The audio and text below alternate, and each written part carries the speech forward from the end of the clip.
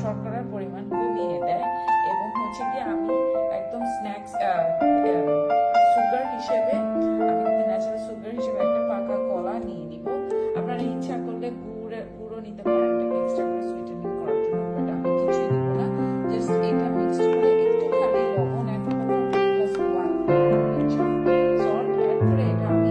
As a dinner হচ্ছে কি আমি নিয়ে নিব। আপনারা ইচ্ছা করলে ব্রেকফাস্ট হিসেবেও নিতে পারেন, ডিনার হিসেবেও